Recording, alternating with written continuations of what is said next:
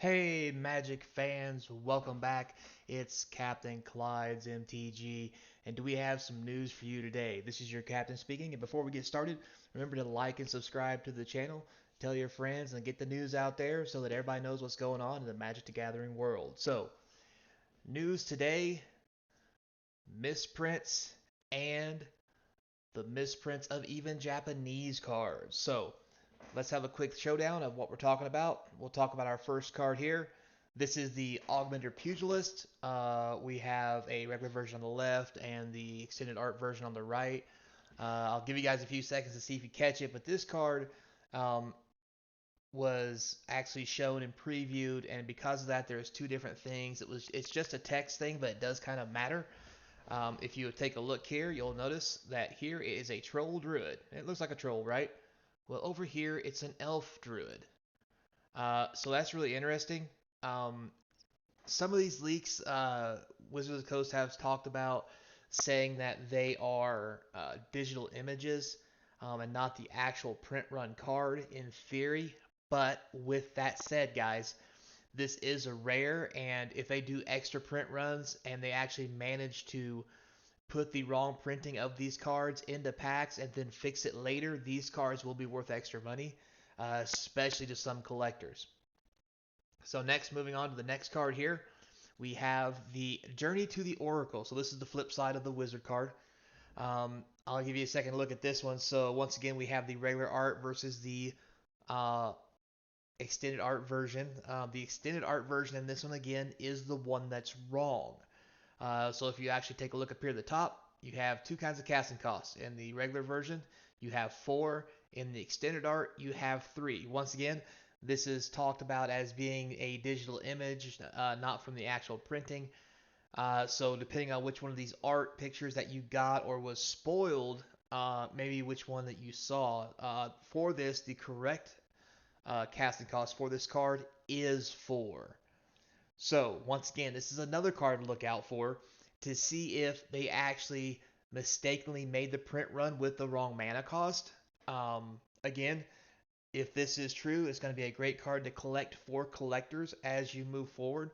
This kind of harkens back to the um, Ikoria era when they accidentally, entitled one card after the latest virus spread and then renamed it, and that card became very collectible. It's only in collector boxes and first edition runs.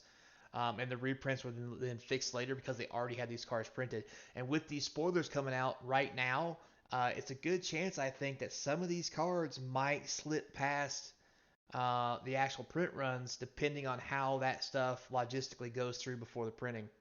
So with that said, those are the two cards I know of so far that we've found discrepancies in. There is two other cards, actually two separate cards that we found discrepancy in, and they're actually the Japanese altar cards. And that's these cards here. So you notice we have two cards here. Um, this over here is the memory lapse card. This over here is ephemerate. Once again, this is the Japanese altar of both those cards, and that's the part of it that has the discrepancy.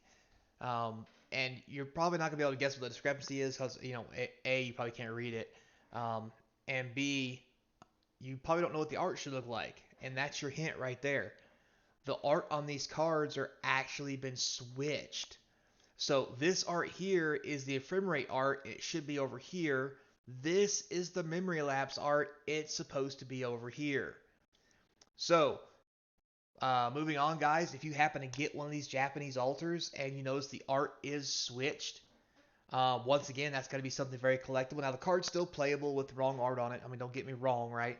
But there'll be those niche groups that want to get those cards that have those wrong printings. It may drive the price up. And now, especially with these Japanese altars, because there won't be as many of them, that could drive the price up even more. Also, depending on whether or not they catch this in the print run. Now, they found out now and they know about it. But how much, if any, have they printed? The second thing that goes along with that is will they fix it in the future if this has gotten out? Now, if they just decide that, you know what, the picture doesn't matter, we're not going to fix the printing, we just know the cards are wrong, um, the cards will probably still go up a little bit just because of that background history of knowing the cards have the wrong pictures. But if there's not a fixed version of it, that's going to, I think, really hinder the card from going up too far. Now, during a later print runs, if they fix this art and they switch it back like it's supposed to, I think the stock of these cards, especially if they're foils, is going to go through the roof. Because not only is it Japanese alters, harder to get, but it's foil and the art's wrong. We're talking about tons of misprints and all kinds of things. Um, I just see nothing but no ceiling on cards like this and them going up, especially when Ephemerate's actually a card that's seeing a lot of play right now in some decks. Memory Lapse, not so much, but it is a good card for like Commander, EDH, Singleton style decks.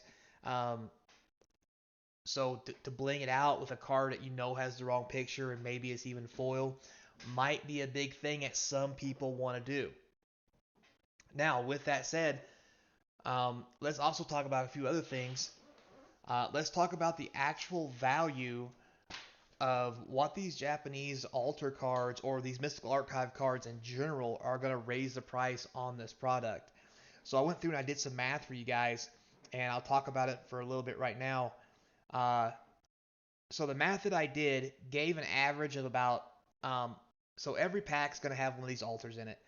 So every pack, the common altars are average around $1 to $1.50, all the way up to high dollar value, right? But they're basically going to give you about $1.50 value extra in every pack. Now, as far as the rare slot, the rare is looking like around, you know, $5. And if you get lucky, you get one of those big rare, one of the mythics, it may be around $20 per pack. Now, here's the kicker to that.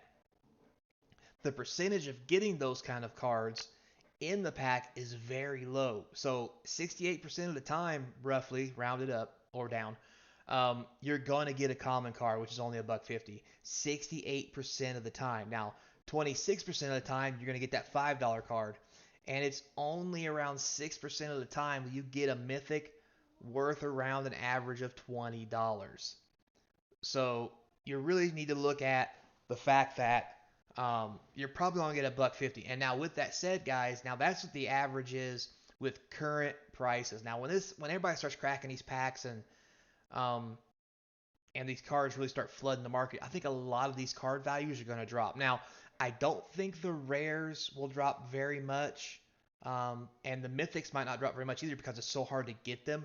But the common cards are going to be everywhere because they're common. So I really think that what's going to happen is the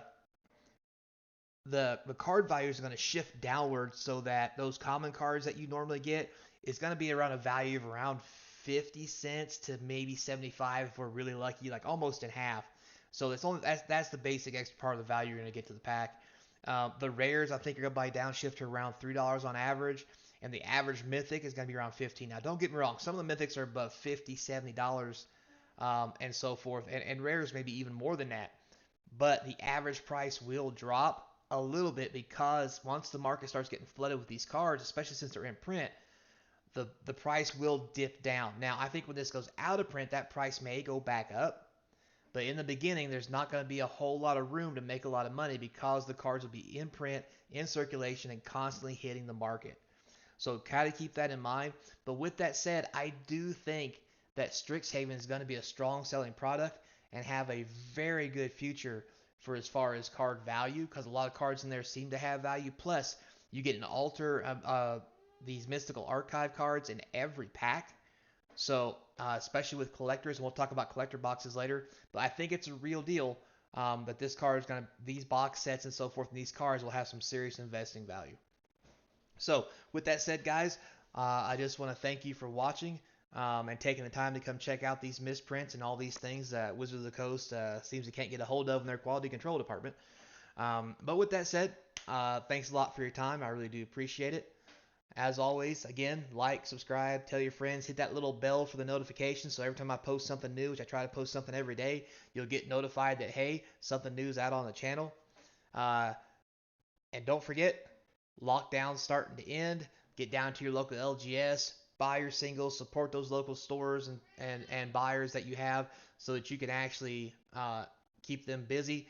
And as always, Until next time, make sure you stay kind.